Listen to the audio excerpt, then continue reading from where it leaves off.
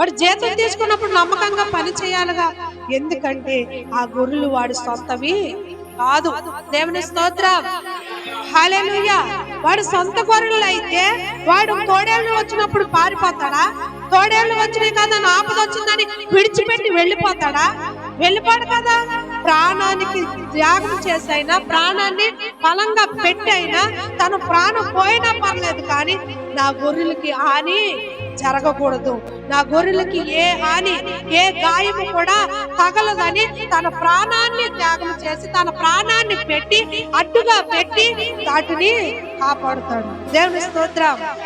కానీ ఇక్కడ దేవుడు వాక్యం సెలవిస్తుంది, వాడు చేతిగాడు చేతులు తీసుకుంటాక మాత్రమే వాడు పని చేస్తాడు. ప్రాణం మీదకి ఏదైనా సమస్య వచ్చింది, ప్రాణహాని జరుగుతుంది అంటే, తోడేళ్లు వస్తున్నాయి అంటే, తోడేళ్లు ఎలా ఉంటే చీల్చి చెండాడేటట్లుగా ఉంటాయి. ఒక పశువుని చూస్తే అవి తినేదాకా కూడా, చంపేదాకా కూడా అవి ఆగవు. కాబట్టి వాటిని చూసినప్పుడు చేతగాడు భయపడి వాటిని అక్కడే వదిలిపెట్టి పారిపోతాడంట. దేవుని స్తోత్రం, హల్లెలూయా. కాబట్టి ఇలా చేసే వారికి ఆ రీతిగానే ఉంటది. దేవుని స్తోత్రం. ఎందుకంటే అన్ని మందే కాదనంటే ఎవరు నీకు కాపరి, ఎవరు నీకు సేవకుడు, ఎవరు నిన్ను కాస్తాడు? అవునా కాదా? ఆపద వచ్చినప్పుడు, అపాయం వచ్చినప్పుడు, శోధన కలిగినప్పుడు నిన్ను ఎవరు రక్షిస్తాడు? ఏ సేవకుడు రక్షించాలి? ఏ కాపరిని సేద తీర్చాలి? ఏ కాపరిని నడ్డుకుంటాడు?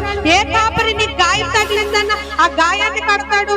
ఏ కాపరి నీకు బాధ కలిగిందని ఆ బాధ నుండి విడుదల పొందించే వాటిని నీకు చెప్పి నెమ్మదిపరిచి, సమాధానపరిచి, నీకు బలహీనకుంటే బలహీనత నుండి విడుదల పొందించాలని నీ ప్రార్థన చేయడానికి నీకు ఏ సేవకుడు చేస్తాడు?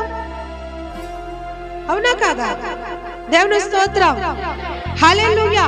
ఎందుకనంటే తన సొంత కాపరి మాట తన సొంత గొర్రెలు వింటాయి.